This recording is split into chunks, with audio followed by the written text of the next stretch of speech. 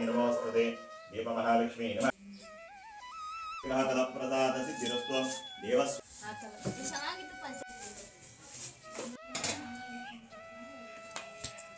ಎಲ್ಲರಿಗೂ ನಮಸ್ಕಾರ.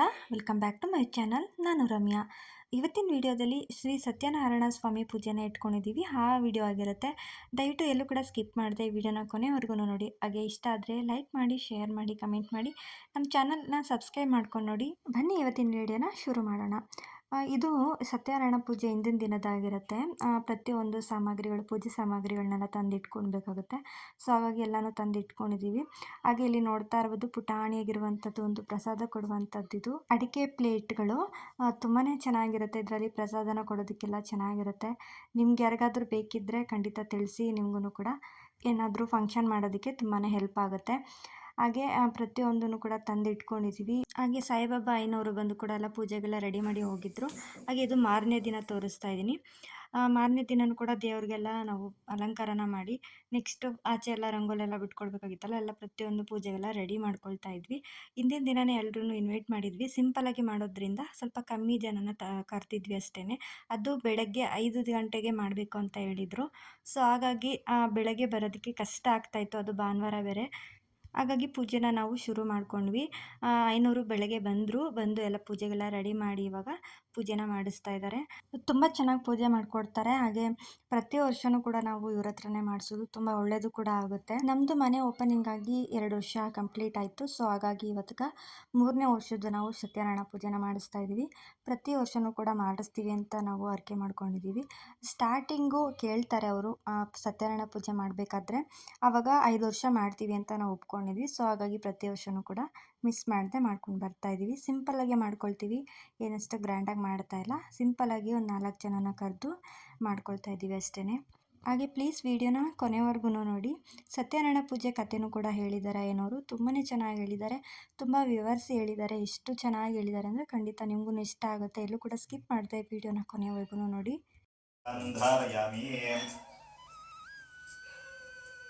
ಸಗರೇಣ ರಕ್ಷಾ ಓಷಧಿ ಏಕದಂತಾಯ ವಿದ್ಮಹೇ ವಕ್ರತುಂಡಾಯ ಧೀಮಹಿ ತನ್ನೋ ದಂತಿ ಪ್ರಚೋದಯಾತ್. ಅನೇಕೋಟಿ ವೇದೋಕ್ತ ಮಂತ್ರ ಪುಷ್ಪಾಂಜಲಿಂ ಸಮರ್ಪಯಾಮಿ. ನಮಸ್ಕರೋಮಿ.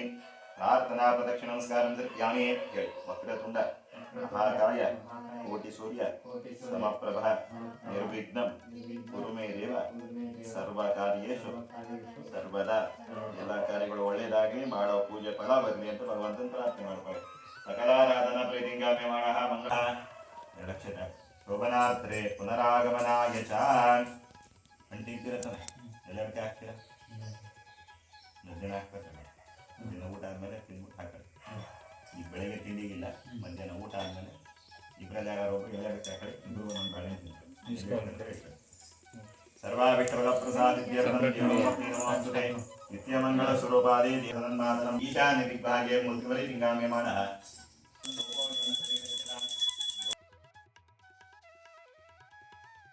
ನಯತಾ ಜನಃ ದೇ ವಿಶ್ವದ ಸಮೋಷ್ಣ್ಯಂ ಭವಾವಾಜಸ್ಯ ಸಂಗತೆ.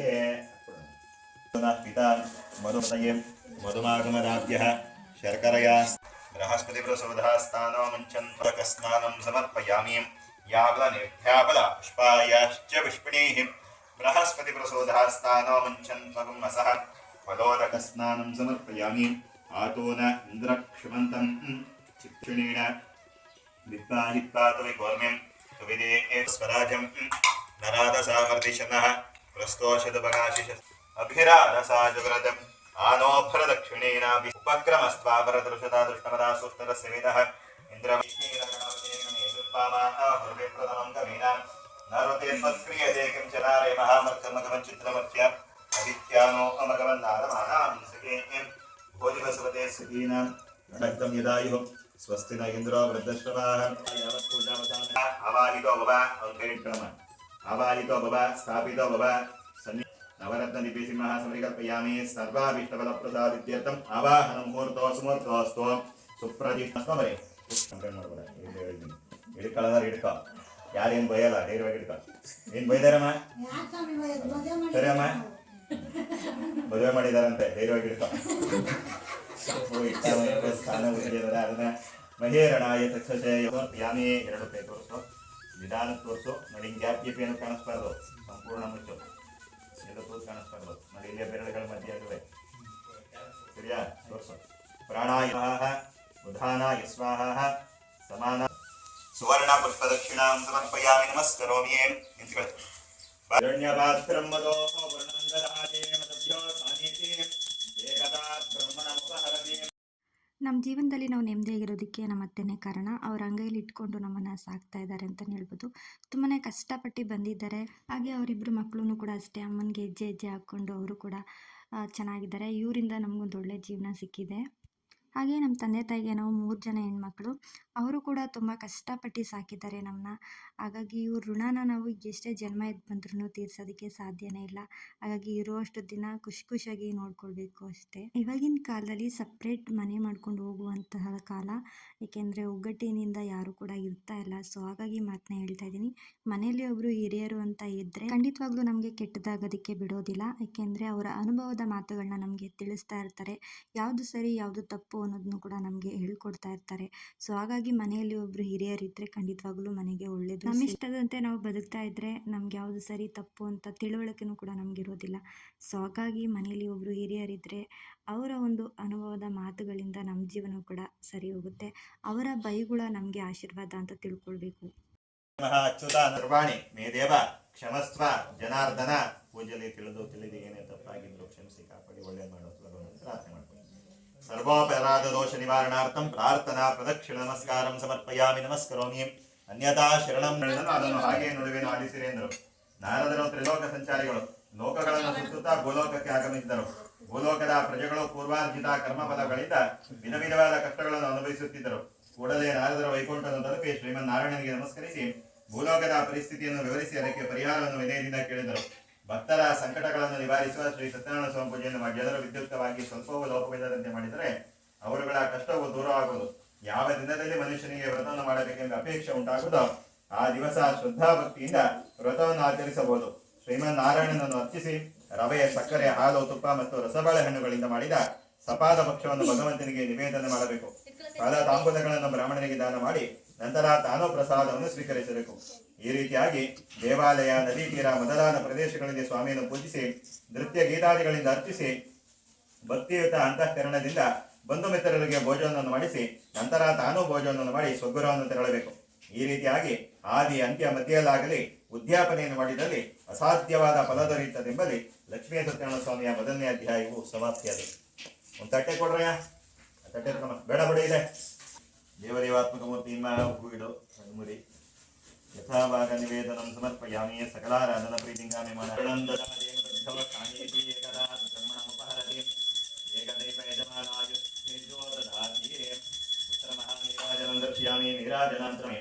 ಆಚಮನಿಯಾಂತರಂ ಕಾಶಿ ಕ್ಷೇತ್ರದಲ್ಲಿ ಒಬ್ಬ ಬಡ ಬ್ರಾಹ್ಮಣನಿದ್ದನು. ಪ್ರತಿದಿನ ಭಿಕ್ಷಾಟನೆ ಮಾಡಿ ಜೀವಿಸುತ್ತಿದ್ದನು. ಭಿಕ್ಷೆ ದೊರೆಯುವುದು ಕಷ್ಟವಾಗಿತ್ತು. ಕಾಯಿ ಹೊಡೆಯಪ್ಪ.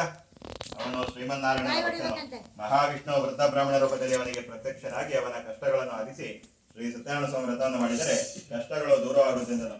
ಅದೇ ರೀತಿಯಾಗಿ ಬ್ರಾಹ್ಮಣನು 6ನೇ ದಿನ ಬಂದ ಭಿಕ್ಷಾಟನೆ ಹಣದಿಂದ ವ್ರತವನ್ನು ಶ್ರದ್ಧಾಭಕ್ತಿಯಿಂದ ಆಚರಿಸಿದನು. ಅಂದಿನಿಂದ ಅವನ ದುಃಖವು ನಿವಾರಣೆಯಾಗಿ ಮುಕ್ತಿಯನ್ನು ಪಡೆದನು. ಹೀಗಿರಲು ಮತ್ಯಾರಿಂದ ಈ ವ್ರತವನ್ನು ಆಚರಿಸಲ್ಪಟ್ಟಿದ್ದೆಂಬುದನ್ನಾಗಿ ಬ್ರಾಹ್ಮಣನು ವ್ರತವನ್ನು ಮಾಡುವ ಸಮಯದಲ್ಲಿ ಒಬ್ಬ ಕಟ್ಟಿಗೆ ಮಾರುವನು ಕಟ್ಟಿಗೆ ಅವರೆಯನ್ನು ಹೊರಗಡೆ ಇಳಿಸಿ ದಾಹದಿಂದ ಪೀಡಿತನಾಗಿದ್ದರೂ ಕೂಡ ಪೂಜೆ ಸಮಾಪ್ತವಾಗುವ ತನಕ ಇದ್ದು ವ್ರತ ಮಹಿಮೆಯನ್ನು ಕೇಳಿ ಜಲಪಾನ ಮಾಡಿ ಪ್ರಸಾದವನ್ನು ಸ್ವೀಕರಿಸಿ ಕಟ್ಟಿಗೆ ಹೊರೆಯನ್ನು ಹೊತ್ತು ಆ ದಿನ ಬಂದ ಹಣದಿಂದ ನಾನೂ ಸಹ ಶ್ರೀ ಸತ್ಯನಾರಾಯಣ ಸ್ವಾಮಿ ಪೂಜೆಯನ್ನು ಮಾಡುತ್ತೇನೆ ಎಂದು ಸಂಕಲ್ಪಿಸಿಕೊಂಡರು. ಆ ದಿನ 2ರಷ್ಟು ಲಾಭ ದೊರೆಯಿತು. ಬಂದ ಹಣದಿಂದ ವಿದ್ಯುಕ್ತವಾಗಿ ಸಕಲ ಸಂಪತ್ತುಗಳನ್ನು ಪಡೆದು ಸುಖವನ್ನು ಅನುಭವಿಸಿದನು ಎಂಬುದರಲ್ಲಿ 2ನೇ ಅಧ್ಯಾಯವು ಸಮಾಪ್ತಿಯಾದವು.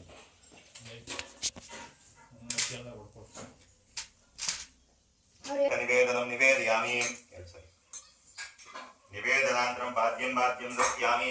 ಪೂಕ್ಷತೆ ಸಕಲೇನ ರಕ್ಷಾ ಇದಂ ವಿಷ್ಣುರ್ವಿಚಕ್ರಮೇ ಶ್ರೀರಾಮಿತ ದೇವತಂ ಸಮುಡಮಸ್ಯವಾರಂ ಶ್ರೀಪದಾವಿಷ್ಣುಮೇ ವಿಷ್ಣುರ್ಗೋಪಾದಾಭ್ಯಃ ರಕ್ಷಾನ್ ಧಾರಯಾಮಿ. ಪೂಕ್ಷತೆಗಳು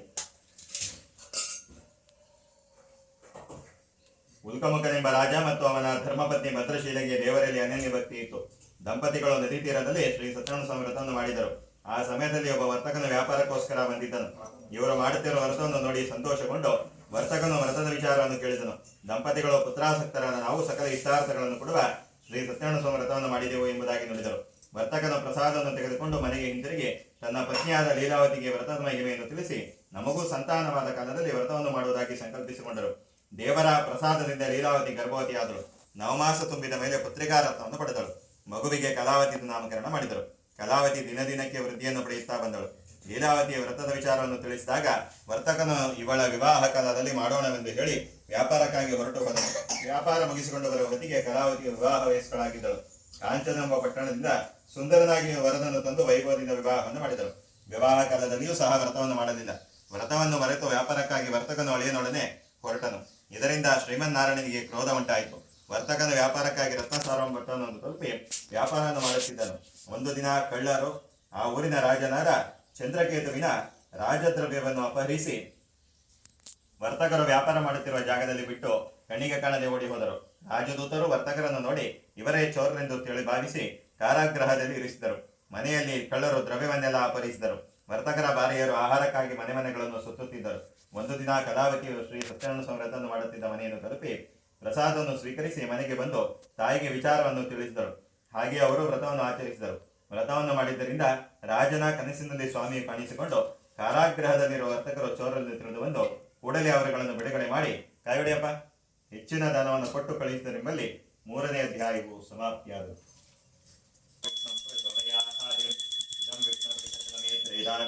ಪದಂ ಮಂತ್ರೇ ಉತ್ತರ ನೀರಾಜನ ದರ್ಶಯಾಮಿ ರಕ್ಷಾಂಧಾರಯಾಮಿ.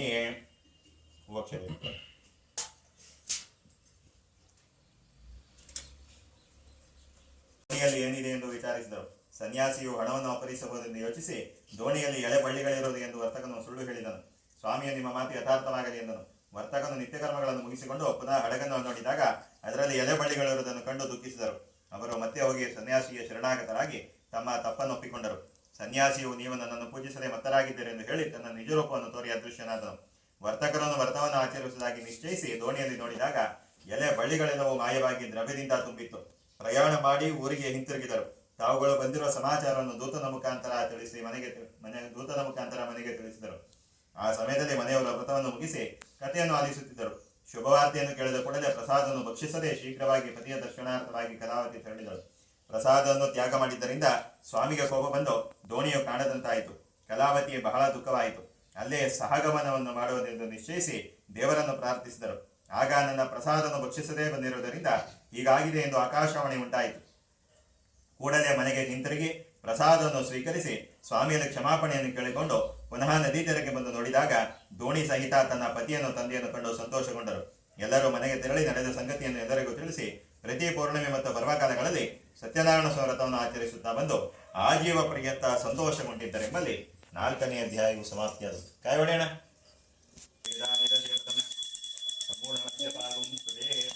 ಶ್ರೇಣಿಪದಾಭಿಕ್ರಮೆ ವಿಷ್ಣುರ್ಗುಹಪಾದಾಭ್ಯಃ ಚತುರ್ಥಾಧ್ಯಾಯನಂತರೇ ಉತ್ತರ ನೀರಾಜನ ದರ್ಶಯಾಮಿ ರಕ್ಷಾಂಧಾರಯಾಮಿ.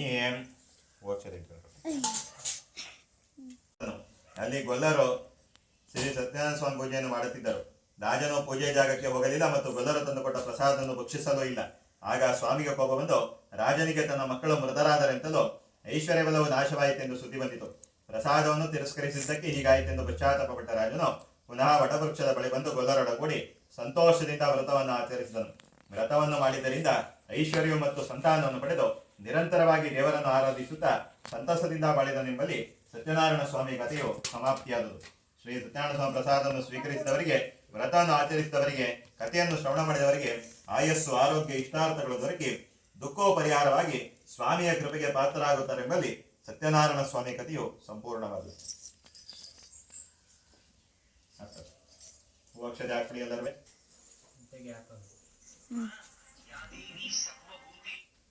ತುಂಬ ಚೆನ್ನಾಗಿ ಪೂಜೆನ ನಡೆಸ್ಕೊಡ್ತಾರೆ. ಐನೋರಂತೂ ತುಂಬ ಫ್ರೆಂಡ್ಲಿ ಆಗಿದ್ದರು.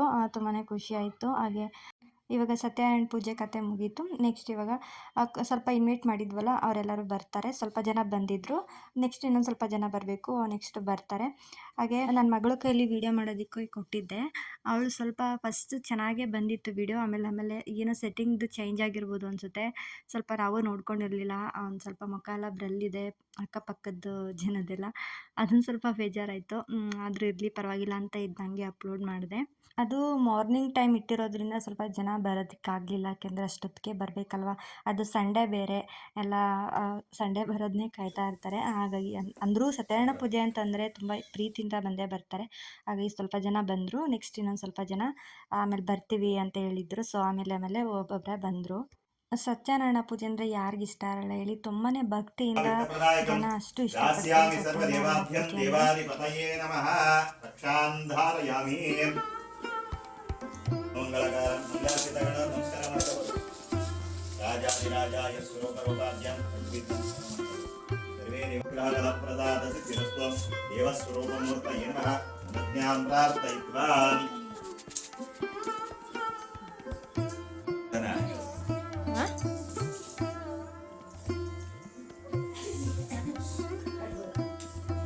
ದೀರ್ಘದಂಡ ನಮಸ್ಕಾರ ಅಷ್ಟೇ. ಆಗ ಏನಾರು ಮಾಡ್ಕೊಂಡು ನೀನೇ ಅಂದ್ಬಿಟ್ಟು ಕೂಡ್ಲದೆ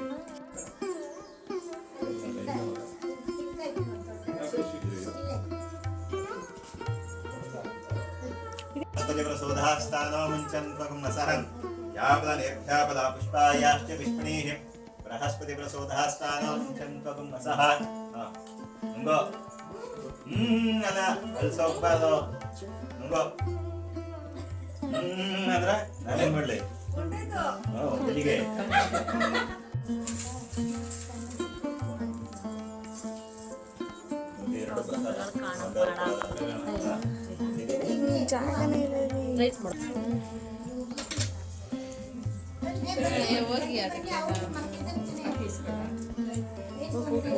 ಬಂದವ್ರೆ ನನಗೂ ಅಕ್ಷತೆ ಹಾಕ್ತೀನಿ.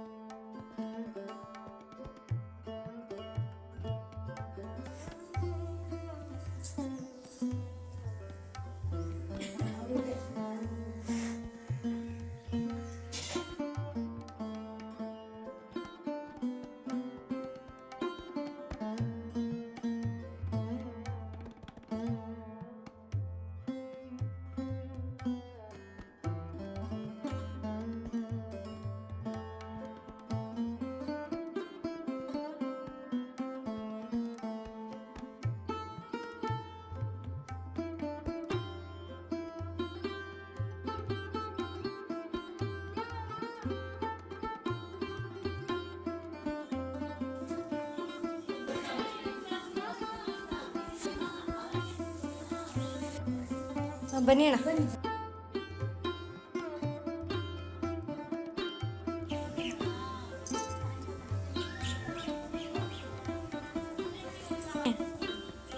ಬನ್ನಿ ಬಾ.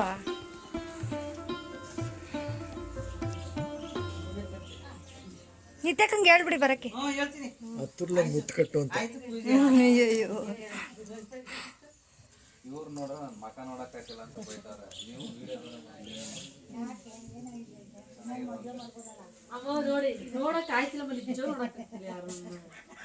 ಬಿಸಿಲು ಮಕನೇ ನೋಡಕ್ಕಾಗಿಲ್ಲ ನಿಮ್ದು ಒಂಥರ. ಈ ಕಡೆ ಬನ್ನಿ ನೀವು ಒಂದೇ ಜಾಯ್ನ್ ಆಗಿ.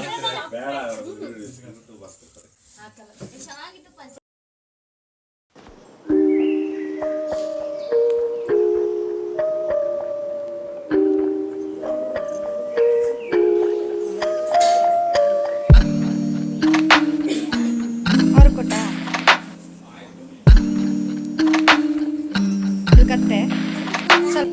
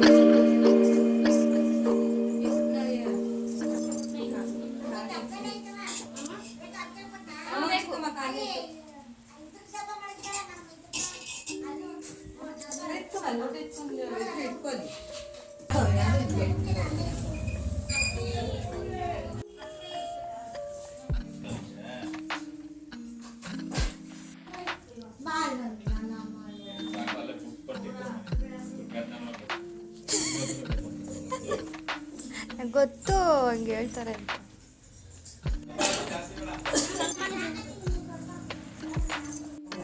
ಹಾ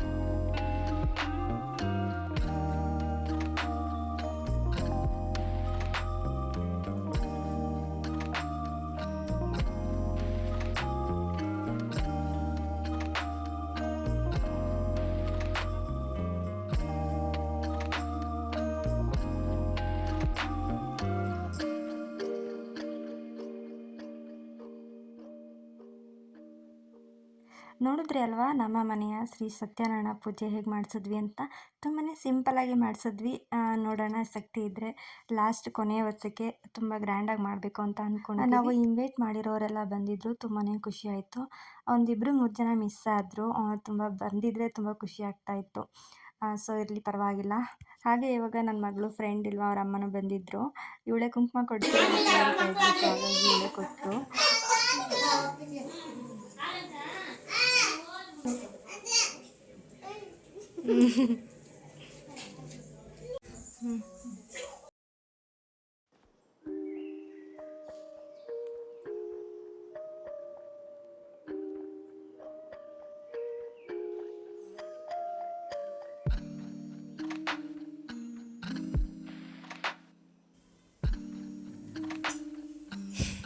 ಎಲ್ಲರೂ ಪೂಜೆಗೆ ಬಂದಿದ್ದು ತುಂಬಾ ಖುಷಿ ಆಯಿತು. ಆವಾಗವಾಗ ಈ ರೀತಿಯಾದ ಪೂಜೆ ಪುನಸ್ಕಾರ ಮಾಡ್ತಿದ್ದಾಗ ಏನೋ ಒಂಥರ ಮನಸ್ಸಿಗೆ ನೆಮ್ಮದಿ ಅನಿಸುತ್ತೆ. ಏನಾದರೂ ಒಂದು ಫಂಕ್ಷನ್ಗೆ ಎಲ್ಲರೂ ಬಂದು ಪ್ರೀತಿಯಿಂದ ಆಶೀರ್ವಾದನ ಮಾಡಿ ಹೋಗ್ತಾರೆ. ಆ ಒಂದು ಪ್ರೀತಿಗೆ ವಿಶ್ವಾಸಕ್ಕೆ ನಾವು ಬೆಲೆ ಕಟ್ಟೋದಕ್ಕೆ ಸಾಧ್ಯನೇ ಇಲ್ಲ. ಸೊ ಎಲ್ರಿಗೂ ಒಳ್ಳೆಯದಾಗಲಿ. ಈ ವಿಡಿಯೋ ತುಂಬಾ ಲಾಂಗ್ ಆಯಿತು. ಸೊ ಯಾಕೆ ಅಂತ ಹೇಳಿದ್ರೆ ಪ್ರತಿಯೊಬ್ಬರದೂ ಆ್ಯಡ್ ಮಾಡಿದ್ದೀನಿ. ಯಾಕೆಂದರೆ ಒಂದು ಮೆಮೊರೀಸ್ ಯಾವಾಗ ಬೇಕಾದರೂ ನೋಡ್ಬೋದು. ಆ ಒಂದು ಮೆಮೊರೀಸ್ ಉಳ್ಕೊಳ್ಳುತ್ತೆ ಹೀಗೇನೆ ಅಂತೇಳಿ. ಈ ವಿಡಿಯೋ ನಿಮ್ಗೆ ಇಷ್ಟ ಆಗಿದ್ರೆ ದಯವಿಟ್ಟು ಲೈಕ್ ಮಾಡಿ, ಶೇರ್ ಮಾಡಿ, ಕಮೆಂಟ್ ಮಾಡಿ. ಇಲ್ಲಿ ತನಕ ನೋಡಿರೋರಿಗೆ ತುಂಬ ಹೃದಯದ ಧನ್ಯವಾದಗಳು. ಮುಂದಿನ ವಿಡಿಯೋದಲ್ಲಿ ಸಿಗ್ತೀವಿ. ಅಲ್ಲಿವರೆಗೂ ನಗ್ನಗ್ತಾ ಇರಿ, ಖುಷಿಯಾಗಿರಿ. Thank you for watching.